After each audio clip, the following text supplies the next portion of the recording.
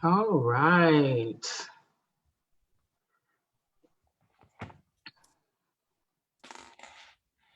We are about to get started now with this amazing discussion.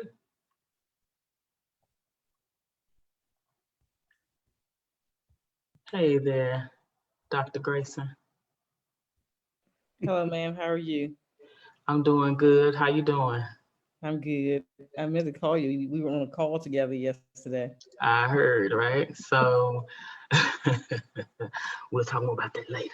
Right. Um, but hey, everybody who is tuning in on Facebook Live. My name is Cherise Scott, and I'm CEO and founder of SisterReach, a reproductive justice organization here in Memphis, and it is World AIDS Day.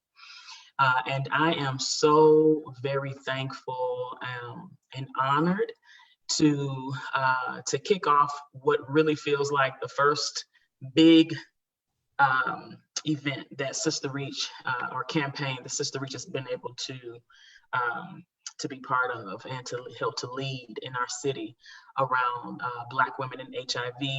I'm going to introduce these beautiful Black women on this panel with me today. But before we do that, I want to talk about a campaign that we just launched today for World AIDS Day called You, Me, HIV. And it is a wonderful campaign that we've had the pleasure of working with our sister, who's also one of our panel presenters today, Lydia Joyce, with a positive experience. And I want to get into all of that. But before I do that, I want to share my screen and share our commercial. And then we will jump into this beautiful discussion with sisters on this call tonight that I always have a wonderful time talking to. And so let me just go ahead and jump right into it. So 1 second. Let me, first of all, you got to do right with Facebook. You got to make sure with Zoom, you got to make sure you got up what you need, and then you share your screen. Amen. Okay, here we go. All right, here we go. SisterReach and the Positive Experience have partnered to bring visibility and awareness to a long overlooked population within the HIV community, cisgendered Black women. We want to support our sisters living with this diagnosis and those most vulnerable of contracting this virus by raising visibility and awareness about HIV and AIDS. Our goal is to educate and combat the stigma that comes with understanding and living with HIV or AIDS. We are urging our sisters to not only get regularly tested, but also to engage in open and honest dialogue with their partner about both of their statuses. We want to ensure that Black women are informed and represented in HIV and AIDS awareness. You, me, HIV. Finally, the focus is on Black women.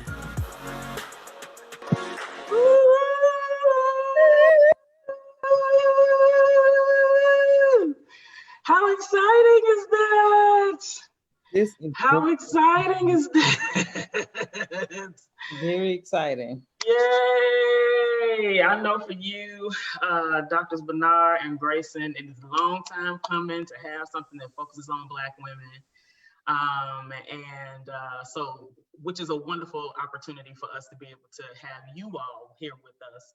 So let me just kind of take a quick moment to introduce our panelists. We have Dr. Mary Bernard, who is the founder and director of Spirit Health, and which is a fascinating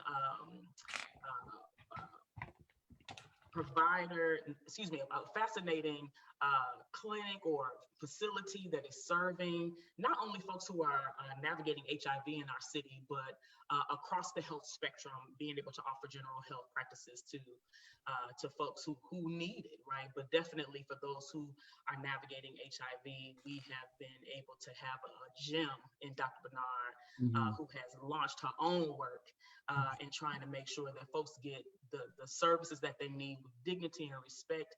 And hey, y'all know my slogan, trust Black women.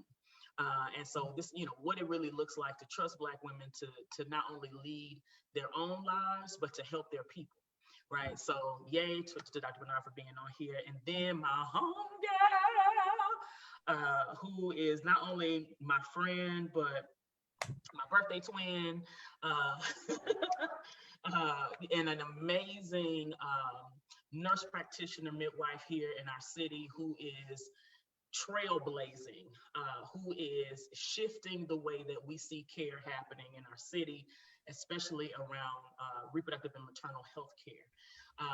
This sister, I mean, first of all, she's got a long list of credentials and has done amazing work across the spectrum of work, but definitely in public health, specifically around a focus on Black women and HIV in the city. Even before SisterReach, before I moved back home to Memphis, she was interested in working on this and trying to move this from the academy into to translate this on the ground into healthcare. So we are so blessed to have Dr. Nakia Grayson. They don't like me to call them doctor, but I'm calling them doctors because Please. Amen. And because and so we are so excited to have her, and she also is a director of midwifery, correct, at Choices, Memphis Center for Reproductive Health.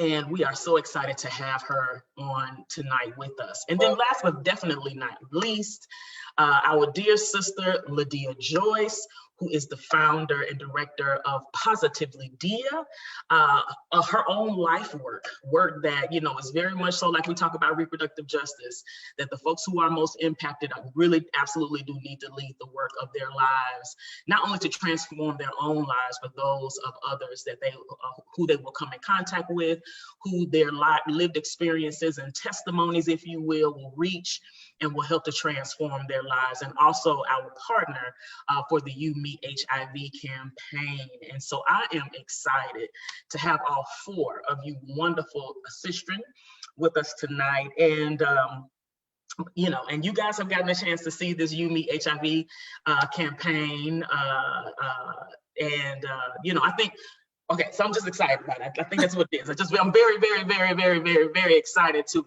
bring visibility to something. And I guess I want to lift up, why this was important for SisterReach. When I moved back to Memphis in 2011, I knew that there was work that was happening at the intersection of HIV and sexual health, but it was primarily focused on Black men who slept with men. There didn't necessarily, and then at some point it evolved to centering women of trans experience who were also Black, but there never seemed to be, there was this constant disconnect of Black women being centered. And actually, one of the reasons that Nakia and I were even introduced to one another was because of this co-interest. And one of our mutual colleagues was like, y'all need to meet each other, and come to find out, people were telling her that she needed to meet me and I need to meet her. And who knew we were born on the same day, right? Of course, July 3rd, cancers care about Black women and HIV. Of course.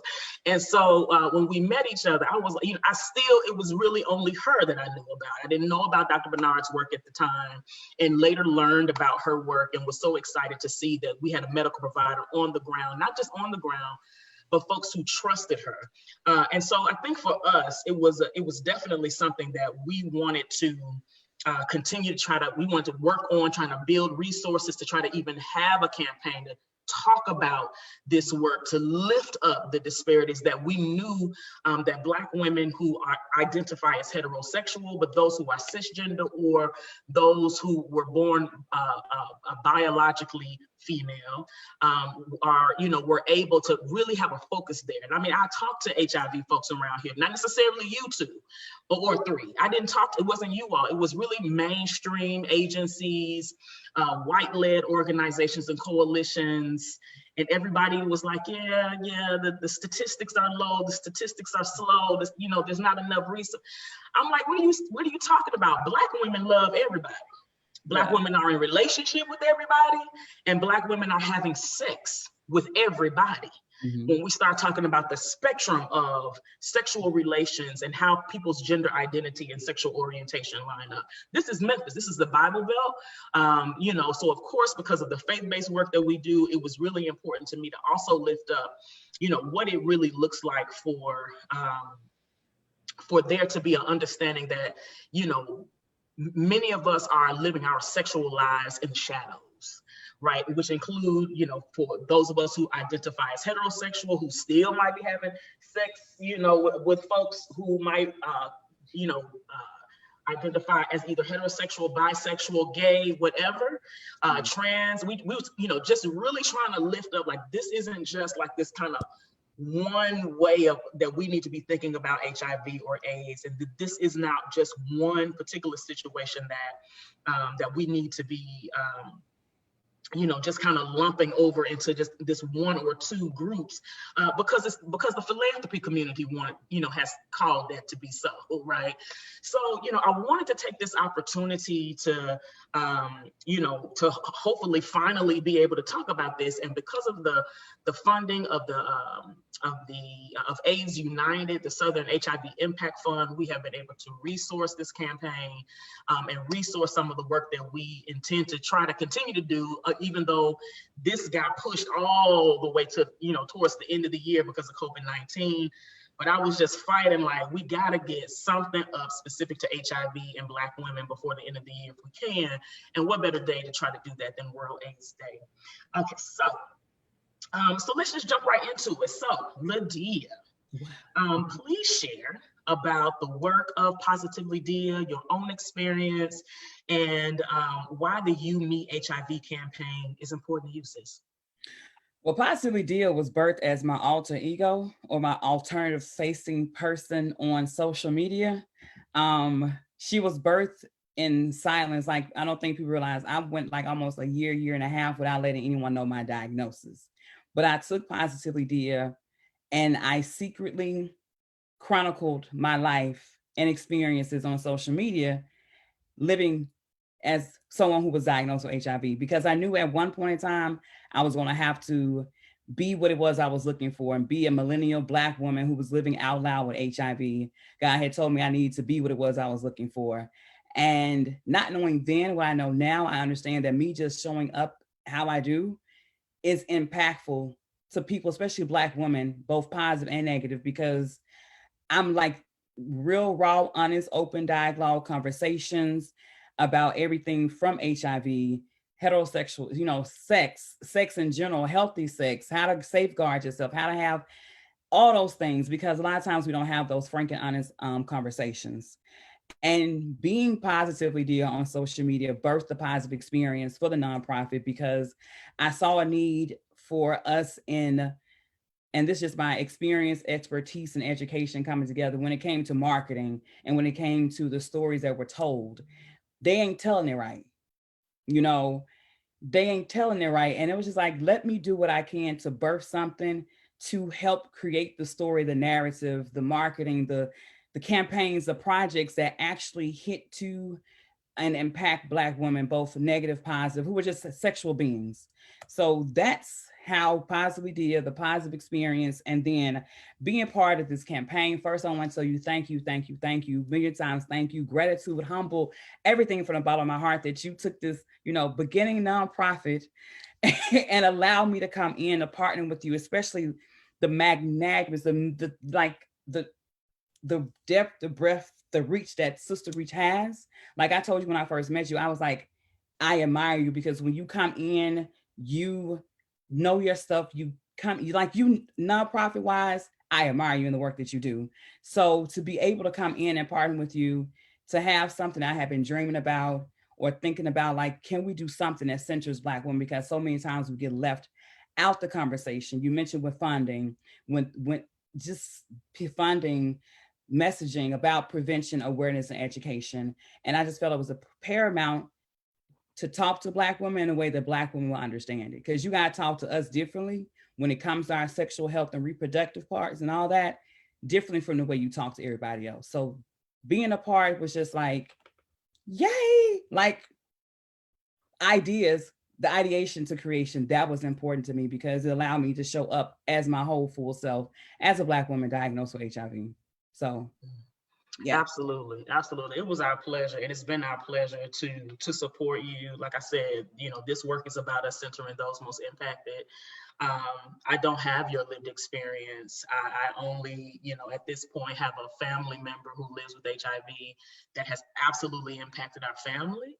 But I recognize that even in that experience, it's not the same as living with HIV. And so we definitely wanted to take a step back, which is, for our organization, especially one led by Black women, it's an important thing, but it's oftentimes it's a different scenario, right? When this work has allowed even myself, SisterReach came out of my own lived experience. So I absolutely understand what it means to be supported at this juncture of your growth and what you're trying to do to launch Positively Dia, to be an organization that transcends your own, your one individual experience and can embrace so many others. So you are so very welcome.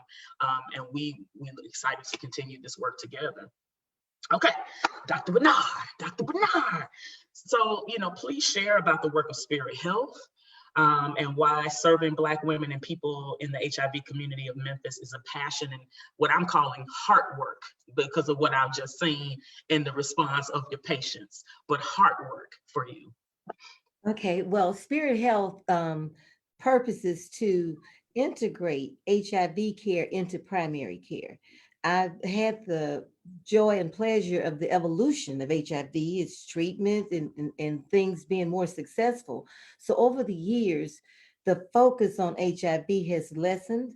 And my emphasis now is promoting healthy Black women to live longer, healthier, to age gracefully, to be able to just, age into themselves.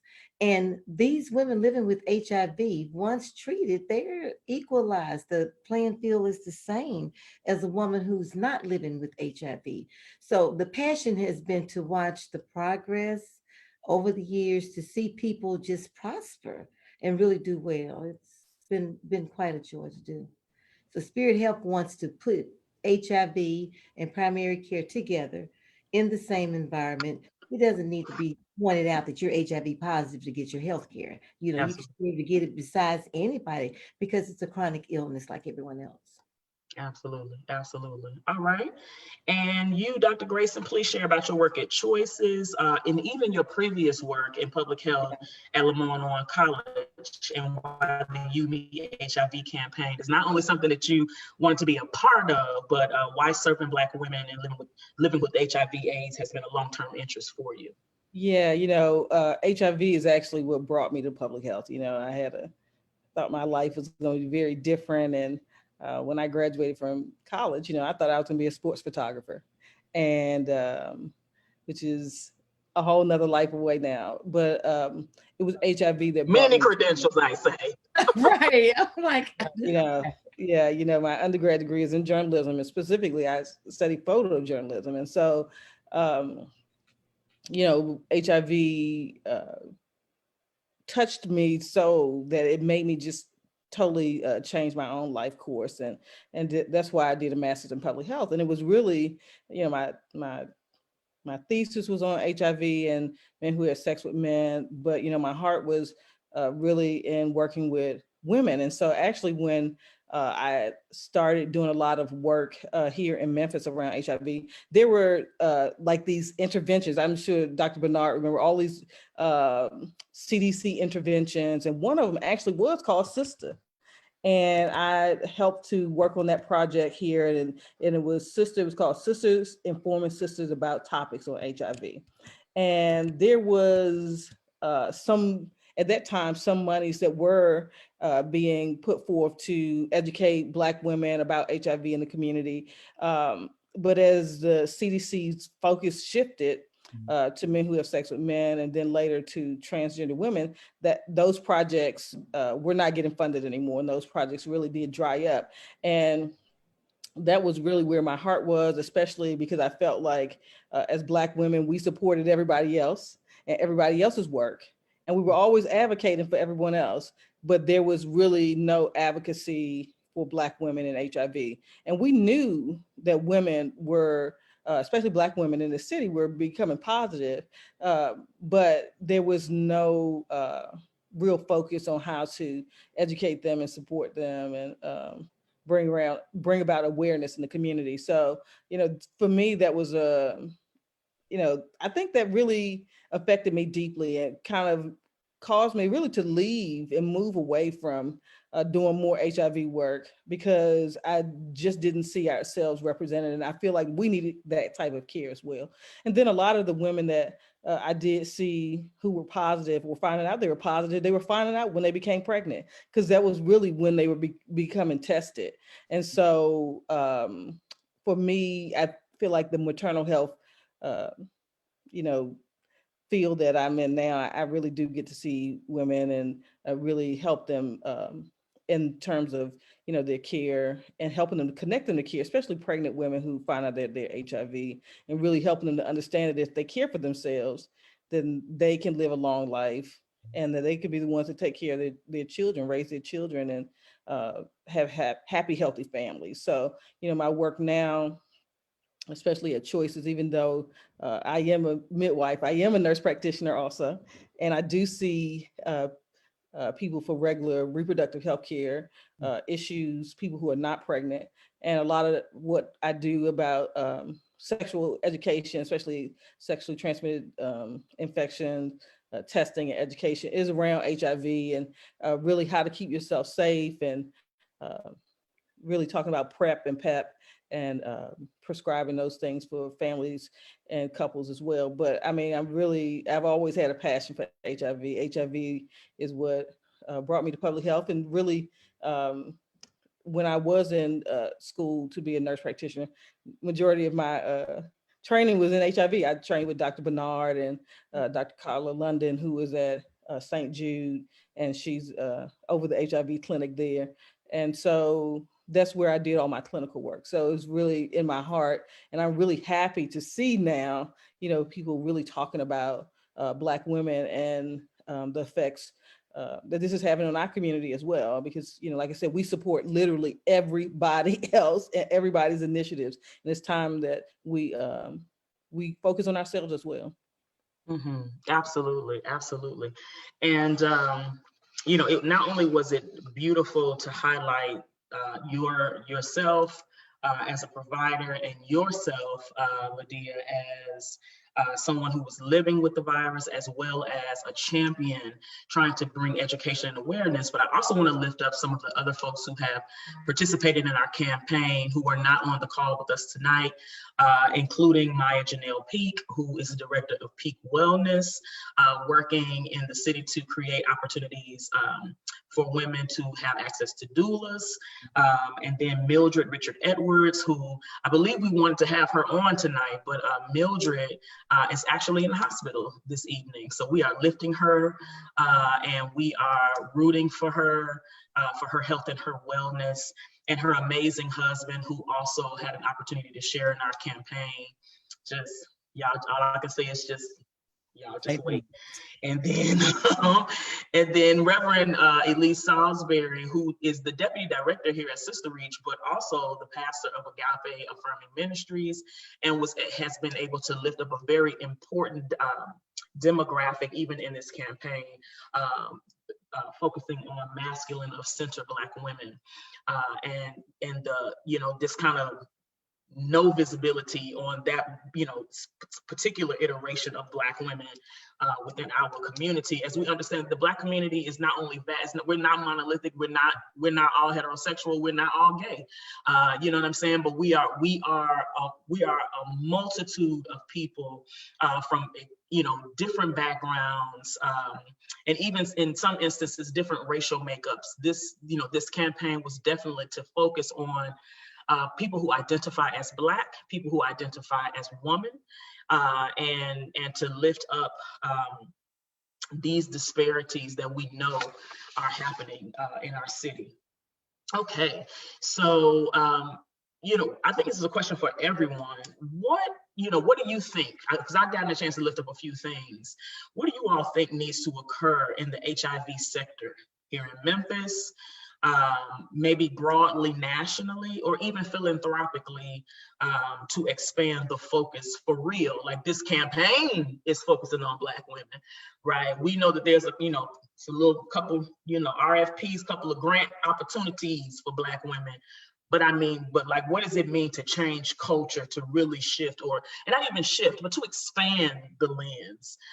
Because this is not this campaign is not meant to jump in the way of everybody else who has these disparities, but it is to expand our lens to include Black women. So what is it that you all think needs to occur to expand the focus to Black women in those instances? And I'll start with you, Dr. Bernard. That's a pretty complex question to be asked, but there's so many things that need to be expanded. For once, like Lydia, people need to be able to be themselves, be able to step out, present themselves as who they are, and not be afraid of rejection or being put behind or beside. Black women with HIV really need to be encouraged to push forward. For so many years, the focus was on illness. It's now on wellness. It used to be on survival. Now it's on living. So I like to see a lot of emphasis there, just some support, direction, encouragement, and leadership for Black women living with HIV to get an opportunity for higher education and to expand their career goals. That and again, to be able to be themselves, speak out loud, to live out loud, are two things that are very, very important to me. I think would change the platform of HIV. If you take these women, just imagine cloning Lydia. Just imagine that. Imagine, myself, Dr. Grayson, or even you, we could be a woman with HIV and be successful. And women need to know that. They need to know that. They need to know that they can be, they can go beyond what they've been encouraged to go before. And that's one of the reasons I really admire Lydia, is that she's living. She's not surviving, she's living. Yeah.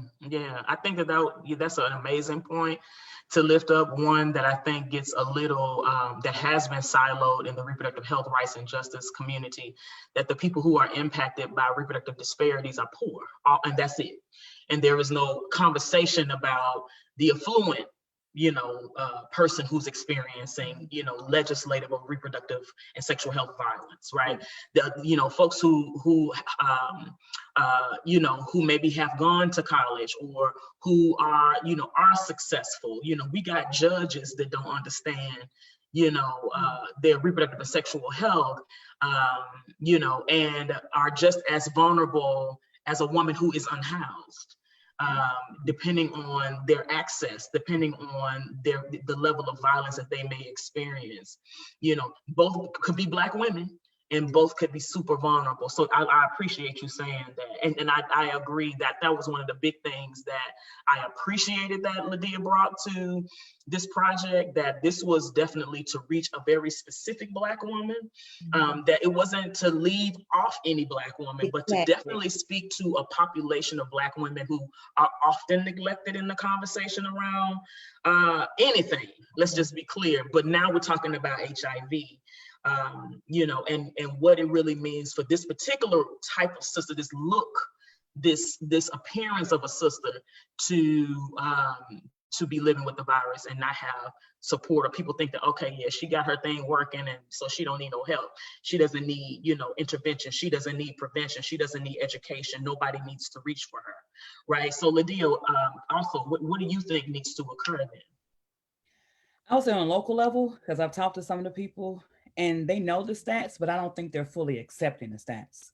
Like when I get in rooms and ask, okay, y'all, 93% of all the women who are diagnosed with HIV in Memphis are Black women. Like 13 out of 14 of the women. If that was the flu with white women, it'll be citywide, whatever needed, rushed to make sure that flu was handled, was succumbed to. So first and foremost in Memphis, I think we just need to get to a point that we're accepting that this is definitely an epidemic in the Metro Memphis area. And I don't think anyone is accepting of that, outside of us, who are the purse strings, the policymakers, health department, that see that as a real pandemic in the Metro Memphis area. I wrote some notes. I think the second would be like serving the whole woman, like wraparound services for Black women as a whole, look different than wraparound services for other populations. And when I mean think about wraparound service, education, awareness, and prevention for Black women on the whole spectrum, to make sure they have information, aware of education, awareness, and prevention when it comes to HIV. And lastly, my last note was change the narrative, or the expand. I wrote down what you said: expand the narrative and focus, and stop victimizing those of us who are HIV positive. Like, we get victimized. It's like, and I tell people all the time, I have to choose coverage or career. Like, as a single Black woman, I can't make too much money because I'm fearful that I won't have my Ryan White to cover my HIV meds. But I went to school. I can work. I just may not be able to fit that $1,000 to $3,000 a month for this HIV medicine. Can I get a little help? But you're making me choose. And if you're not you want to, like you said, move, like Dr. Bernard said, you want to move forward. You want to do these things. You want to become your full self, but I may not be able to become my full self because I need my medicine, because without my medicine, I feel ill. And then if I feel ill, I can't show up. So changing this whole victimization of Black women who've been diagnosed. So that's, yeah. Absolutely, absolutely. And how about you, Nikki, Dr. Grayson? How do you feel about kind of what needs to occur? And I definitely want you to also speak to that philanthropic piece, because I know that's a piece you got to navigate, like I got to navigate. Right. Yeah. I mean, we can't do this work without funds, right? While it is hard work, we still got to eat, and we still have responsibilities. I think that we have to demand the funding to keep advocating and pushing our message. I think that we know what the CDC's focus has been, and really what a lot of these agencies' focuses have been in terms of funding and funding programs that are really targeting men who have sex with men and really transgender women. And it really has left us out of that equation, right? And so I think it's really important that that we are loud and demanding, I don't know where the phone is. Oh, hold on a second. This real life TV, real right? Life, right. And really are demanding that that we are, prioritized, and that's really important. But I think that also what Dr. Bernard said was really important about how the shift has been from the focus on treating the disease to really being able to help people live and recognize that they can live long lives. And I think that we're 40 years into this, right? And we're still talking about the stigmatization, the social stigmatization of the disease, really, because that to me is the real problem. We got the medication, we know how to treat it, we know how to keep people healthy, but we're still dealing with the stigmatization of being HIV positive. And I think that that is also something that really makes it hard for people to identify themselves in these messages, because the thought is, it can't be me, it can't happen to me. And my hope is, by them seeing this campaign, them seeing Lydia, who looks just like us, right? Who is beautiful, smart, successful, and just living her life.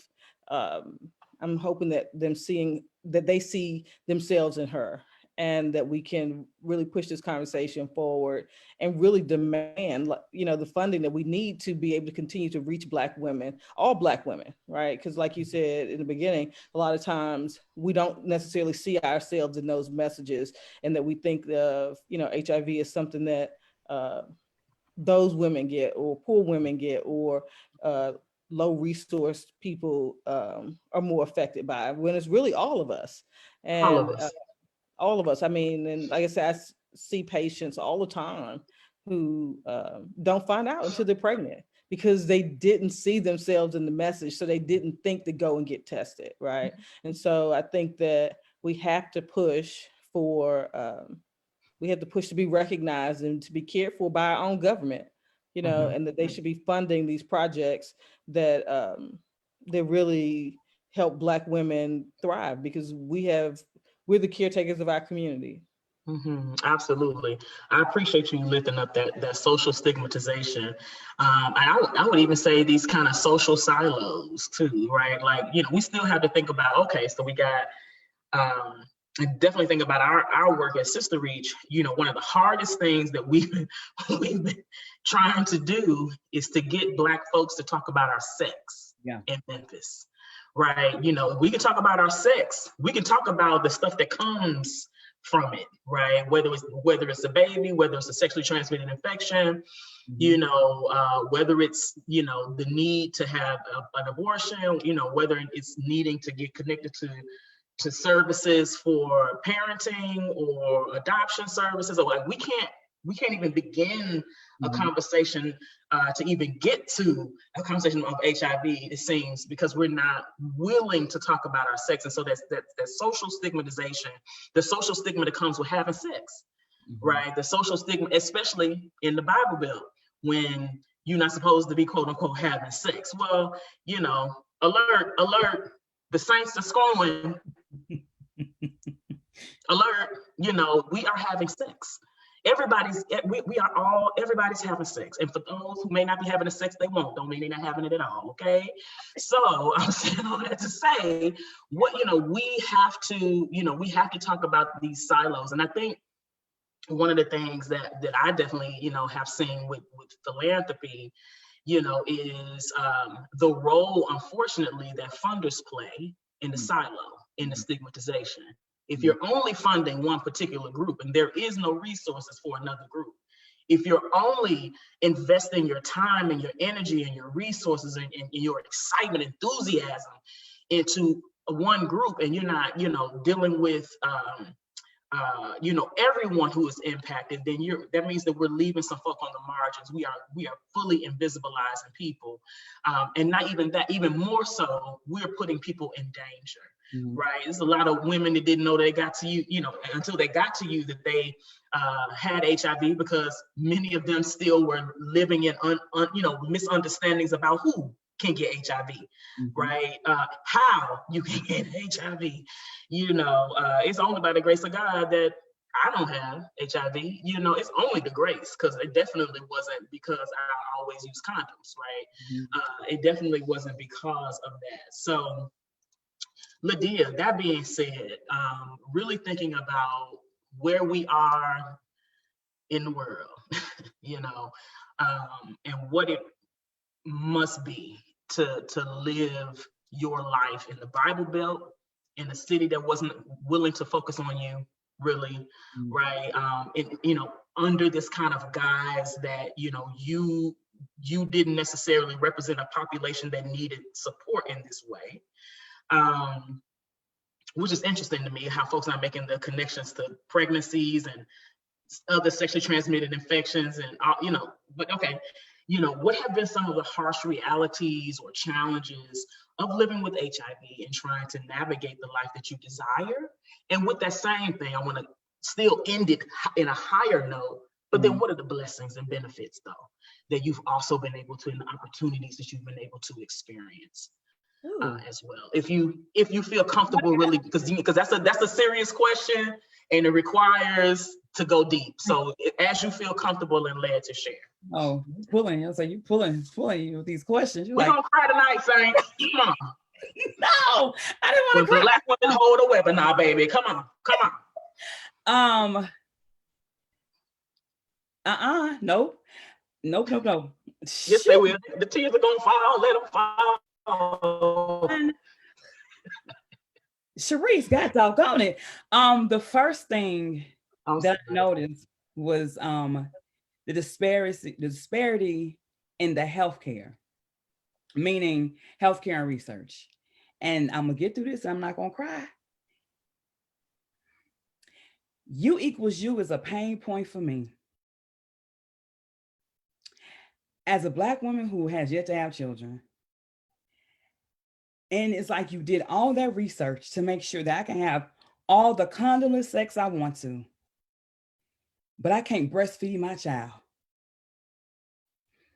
And when you talk to when I talk to other Black women who have yet to have children, and especially Black folks, we used to, breastfeeding. We want to put the baby on the tip and keep moving. why can't we be centered in that research? When you walk in rooms and you realize that you talk to other Black women and the weight gain, like you start talking to sisters, how much I gained 40, I gained 25, like 40. One day I was in a room, it was like 10 of us who had all gained 40 pounds after being on some type of medication to treat HIV. But weight gain, when we talk about it, it's like, oh, y'all need to exercise more, you obese anyway. But no one's like taking a deep dive as to why Black women, once they get on HIV medication, have this weight gain. And it's just not weight gain. It's like, I've been fighting for the last 4 years to lose the same 40 pounds. Why? And it may seem trite to you, but as a Black woman, like, I'm working out, I want to lose weight. So that was the first one. It was like their healthcare. And when they talk about U equals U, I'm just like, I don't want to talk about it because I can't breastfeed, but I can throw this in a circle all day, every day for whoever without a condom and not transmit. As far as the harsh realities when it comes to stereotypes, for me, it's always, you don't look like that you have HIV. When I go see my service provider or go see my case manager, they always think that I am somewhere there as a vendor, but I never am seen as somebody who needs help, or I'm there to see my case manager, or I need therapy. When I went to go sign up for therapy, they were like, oh, you're high functioning. Can we get you to lead a group? You don't need to be in a group. We want you to lead a group. And I was like, no, I don't need to lead a group. I was just diagnosed, but can somebody point me somewhere into some help? So that was like for the medical social field. From Black folk, I've had bleach poured on me. I've been told that they need to make sure they wash all the dishes and wipe everything down with bleach after I leave. I've had certain sets of dishes set aside. This is the 2019, 2016, this is like in the last 4 or 5 years. The harsh realities that stigma and stereotypes and myths are still very prevalent when it comes to people, no matter how they show up with HIV. With dating, cisgendered, heterosexual Black men, that's, I'm trying not to become bitter. And even in dating, I find myself having become an advocate and an educator when I get to the point of disclosure. Because Black men are very, not all, but a mass majority of them are ignorant about HIV and how it's transmitted. Even with healthcare, with healthcare professionals, with people, you get seen. The minute you say HIV, the energy in the room changes. And I'm always, sometimes, even now, I'm like, I hope nobody recognizes me from the commercial, because I just want to go eat. I just want to sit down and just be here. Like, that's my work, but it's not the totality of my life. I've had, nail services denied. I've had certain services denied from me. Like, I can't do that because X, Y, Z. So even in 2020, however HIV has always been perceived, it's still being perceived that way. So yeah, I got through that without crying all the way. Yes. And where do you see, and I appreciate that, where do you see like opportunities and triumphs where, this has been a little easier from time to time?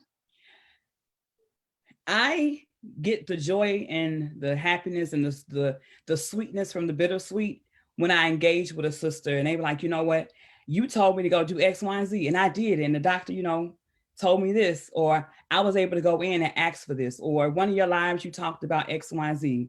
Or when somebody pulls up to me in like Trader Joe's and it's just like, are you Lydia? I just want to say thank you because I watched something that you did. I read a post. I knew how to, navigate that, that doctor's appointment. I've had a sister who experienced sexual assault and they didn't tell her about PEP.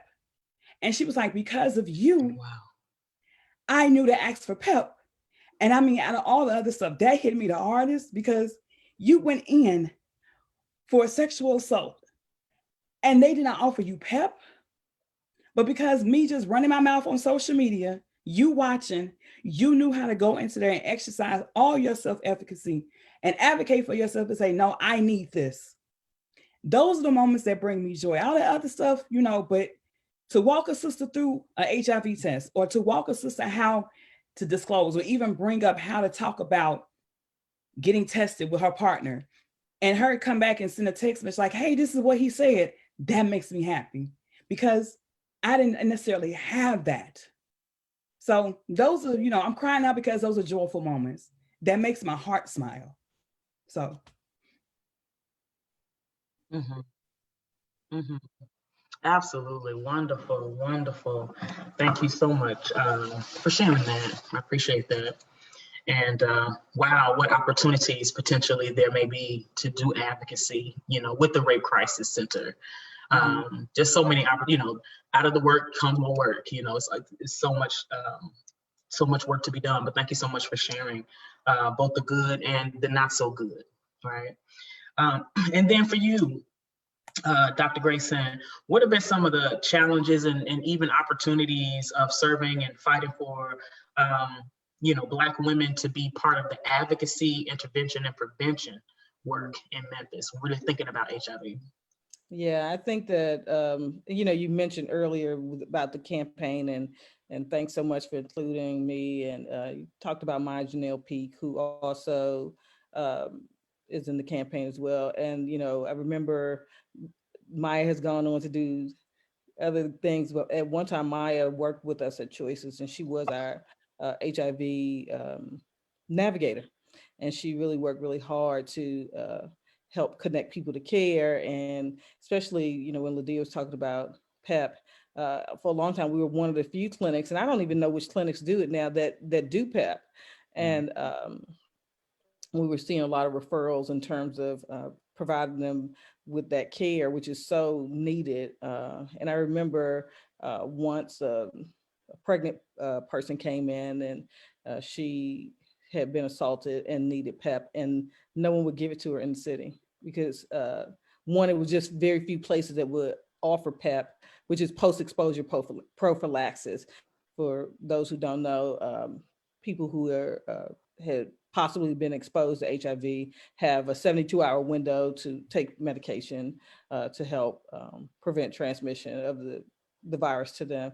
And I remember her very well, and us and Maya really helping to connect her to care and helping to get her the resources that that she needed. I think that there's still a lot of growth we need to do in terms of education, and not just educating the community, but really educating the providers as well. I don't think that a lot of providers know what they can do to help their patients stay negative in terms of PrEP and PEP. And I know Dr. Bernard does a lot of education around that as well. But I think that that she and I and maybe a handful of other providers are like in a minority here in terms of really providing that education to our patients about how they can stay healthy and whole, and even live really happy, healthy sexual lives as well. That's really important because for a long time, to me, the disease was separated from, just people's life. They were seen as a disease. They would, we treated their disease and didn't really treat them as a whole person. And people can go on to have healthy sex lives and have babies. And so, Lydia, when you're ready, we'll work on that part, right? And so, but no, I think that there's a lot of room for growth in that, and a lot of room for growth in educating providers and our community, especially about transmission. But my biggest thing is really about dealing with the stigma of HIV. I think that that's really the most harmful thing I've seen in our community over the last 20 years. And how can we really normalize HIV in our community? At this point, HIV is just a chronic disease like diabetes or hypertension, and we really need to get that message across, and so that people can be honest and live their full truth. And how about you, Dr. Bernard? You want to weigh in on this as well? Yes, I think that Dr. Grayson was very thoughtful in saying that we do need to discuss sexual health in people living with HIV as well. And I have the opportunity to discuss sexual health with HIV positive and negative women. And when I tell you, they're surprised when I ask certain questions about their sexual health. They're like, what? Yeah, I'm asking you these things. And to persuade them to admit to their sexual needs, whether it's hormonal replacement therapy or education or even just some lube, Yeah. it's it always shocks them when I bring it up. Especially the younger the woman is, the more shocked she is when I bring it up. She's like, what did you just ask me? And but the older Black women appreciate me bringing up topics of sexual health, sexual changes, just sexual challenges, whether they're HIV positive or not. They really appreciate bringing those things up, and the anticipatory guidance that I'm able to give, because I know that if they live long enough, they will experience some things. So they appreciate it. Absolutely. Okay. I appreciate this. So we're rounding almost to the hour. How can we follow everybody's work? We just want to continue to lift up what you all are doing in the city. Ladia, let's start with you. How can we follow your work? How can we support you? Well, this is my introduction to nonprofit work with the campaign dropping today. So at the Positive Experience org, ORG, so the Positive Experience ORG. And then Positively D is positively_DEIA on all social media platforms. Yeah, that's social media based. That's where you can find me. And I'm gonna say this, y'all, it's not just about supporting this sister, rah-rah and liking and loving her posts. It's about investing in her, investing in her work, investing in her advocacy, investing in her opportunity to do what she has been called to do. She has taken a situation that has debilitated some, and she's been able to really move forward and make it be something that not only is a blessing for her, but for so many. So we want to invest. It's Giving Tuesday. This is an amazing opportunity to invest in Positively Dia, to invest in Ladia Joyce, to invest in this Black woman. So I want to lift that up for those who are watching. So please go to her website now and donate. And how can we follow you, Drs. Bernard and Grayson? How can we follow Spirit Health? Well, you can follow me, Dr. Mary Bernard, at spirithealthmedical.com. We're located at 1331 Union, 1240, where we're providing primary, acute, HIV, hepatitis, women's health, you name it, all types of care in one setting. We do believe in partnering with our patients and letting them be a big part of the treatment plan. We do believe in holistic and preventive health as well. And those are the things that we're promoting. Again, Mary Bernard at Spirit Health, M. Bernard at spirithealthmedical.com, 901-522-5341. Invest in Dr. Bernard's work, y'all. I'm gonna tell y'all, Spirit Health is SisterReach's preferred provider in connecting folks to care. And we have chosen working with her so that we can... I forgot to tell you guys one thing. Spirit Health Medical was the recipient of the Light of Hope Award for World AIDS Day, presented by Go! So proud of you. In 1 year, I'm very, very proud. Leaps and bounds, Dr. Bernard, leaps and bounds. How can we follow you, Dr. Grayson? Well, you can find me at memphischoices.org. We're at 1203 Poplar Avenue in that big, beautiful green building that we just erected. Or you can follow me on Instagram at Nakia Grayson _midwife. I think that just Google it, it'll come up. But yeah, definitely we are really proud of the work that we're doing at Choices, and really pushing our new model of care and trying to be innovative and trying to make my teachers, Dr. Bernard and Dr. Ballard and all of those who invested in me proud. So hopefully that's I'll be part of their legacy. And so yeah, you can find me over at Choices. Our number is 901-274-3550. Of course, we do we're a comprehensive reproductive health care organization where we do prenatal care, out of hospital birth, in hospital birth, abortion, GYN care, transgender care. You know, we take care of a lot of wonderful transgender patients who are transitioning, and just wellness. So yeah, so it's been a really good ride. Yeah. Yet another preferred provider of SisterReach, who we send folks to when they need care of all varieties. We want you all to invest in the work of these Black women. We want you to invest in, and first of all, I just want to, definitely lift up not only what seems to be a patient-centered model, but a patient-led model that both facilities are working really hard to wrap your, this is what reproductive justice is about, to wrap your analysis, to bring, this kind of cultural analysis as well as the medical understanding, right, to the work that you do, and making sure that you are serving people where they are, right, in any way that you can. So definitely excited about the trailblazing work of both of your health centers. And so, any last words before we close the conversation down?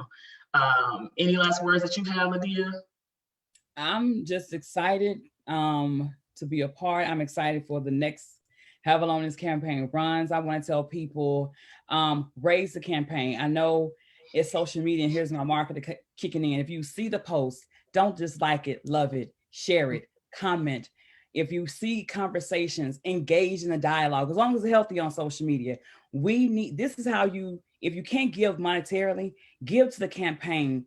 I know it may seem simple, but just a simple share, a like, something to add and push the momentum forward on all social media platforms, because it's very necessary for us to get behind campaigns like this so we can keep seeing campaigns like this. That's right.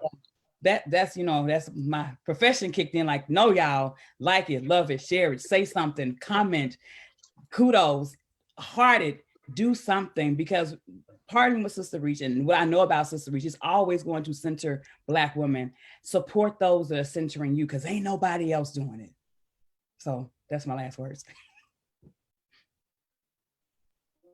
Uh-oh, is there a delay? Is that my internet acting crazy? Yeah. Okay, here we go.